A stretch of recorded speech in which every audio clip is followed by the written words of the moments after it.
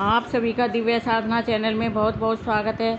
आज हम बात करते हैं अमावस्या की। अमावस्या महीने में एक बार आती है और जिस वर्ष एक अतिरिक्त महीना होता है उस वर्ष 13 अमावस्याएँ होती हैं। हिंदू ग्रंथों के अनुसार अमावस्या का बहुत ही महत्व होता है। इस दिन अपने कुल के देवताओं की पूजा करने का विधान बताया गया है। अमावस्या के बाद शुक्ल पक्ष आरंभ हो जाता है और अमावस्या महीने के बीच में आती है। जब महीने के 15 दिन बीत जाते हैं तो जब महीना पूर्ण हो जाता है तो उस समय पूर्णमासी होती है, अर्थात पूर्णिमा होती है। इसका कहने का तात्पर्य यह है कि तब महीना पूर्ण हो जाता है। उसके बाद कृष्ण पक्ष आरंभ हो जाता है और महीने का प्रारंभ भी हो जाता है। कहते हैं कृष्ण पक्ष अंधेरे का प्रतीक माना जाता है और शुक्ल पक्ष उजाले अर्थात प्रकाश का प्रतीक माना जाता है। कुछ कार्य कृष्ण पक्ष में करने शुभ माने जाते हैं और कुछ कार्य शुक्ल पक्ष में करने शुभ माने जाते हैं। अब बात करते हैं अमावस्या की। तो अमावस्या भी कई प्रकार की होती हैं। एक अमावस्या मौनी अमावस्या होती है जो माघ महीने में आती है। दूसरी सोमवती अमावस्या, तीसरी होमवती अमावस्या जो मंगलवार को होती है और चौथी शनिश्चरी अमावस्या जो शनिवार को होती है। एक बड़ अमावस्या भी होती है। इस दिन बड़ के पेड़ की पूजा की जाती है। जो शनिवार को अमावस्या होती है उस दिन पीपल के पेड़ की पूजा की जाती है। कहते हैं सभी देवताओं का वास उस दिन पीपल के पेड़ पर होता है। और सोमवती अमावस्या को जो सोमवार को होती है उस दिन भगवान भोलेनाथ की पूजा करते हैं। और मौनी अमावस्या को मौन चित्त रहकर भगवान विष्णु जी की पूजा करते हैं। अब बात करते हैं ज्येष्ठ महीने में अमावस्या के दिन बड़ के पेड़ की पूजा करते हैं। इस दिन सभी सौभाग्यवती महिलाएं बड़ के पेड़ की पूजा करती हैं। इस दिन सुबह उठकर अपने सभी नित्य कर्म करने के बाद भगवान से प्रार्थना करें, अपने कुल के देवताओं से प्रार्थना करें। आज हमने आपका व्रत किया है, वह आपकी कृपा से निर्विघ्न पूर्ण हो। स्नान करके शुद्ध वस्त्र धारण करें और फिर अपने कुल देवताओं का स्मरण करके भोजन बनाएं।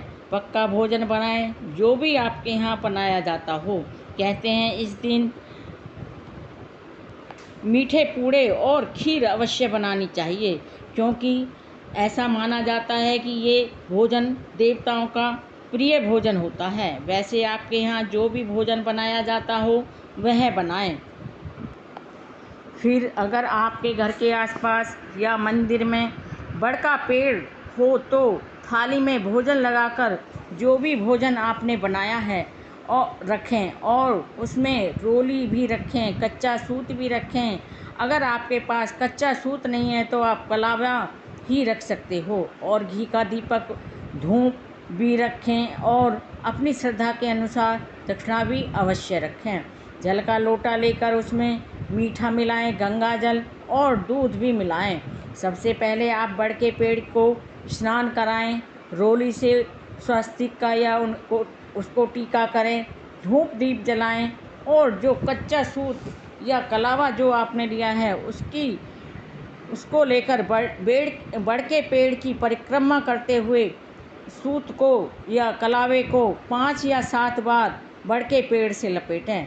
जो भी आपने भोजन बनाया है उसे बड़ के पेड़ को भोग लगाएं और दक्षिणा भी भेंट अवश्य करें। फिर उस भोजन को मंदिर में भिजवा दें या अपने किसी बड़े, जैसे आपकी सासू माँ या ननद या ससुर हों, उनको खिलाएं। अगर ऐसा संभव नहीं है तो आप गाय को भी खिला सकते हो।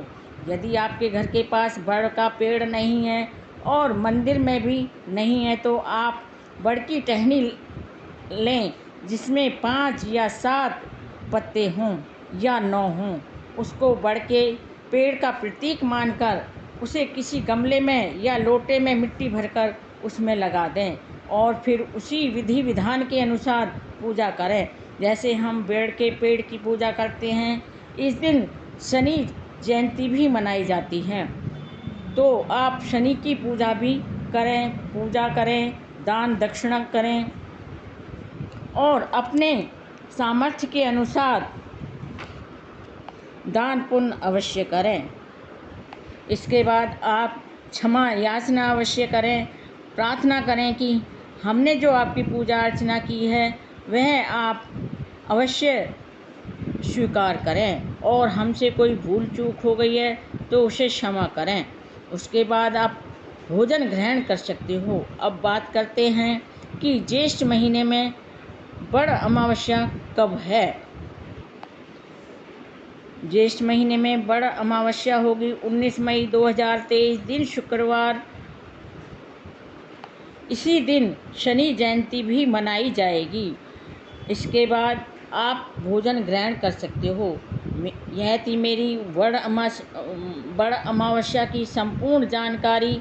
मेरे वीडियो में अंत तक बने रहने के लिए आप सभी का कोटि कोटि धन्यवाद। नमस्कार।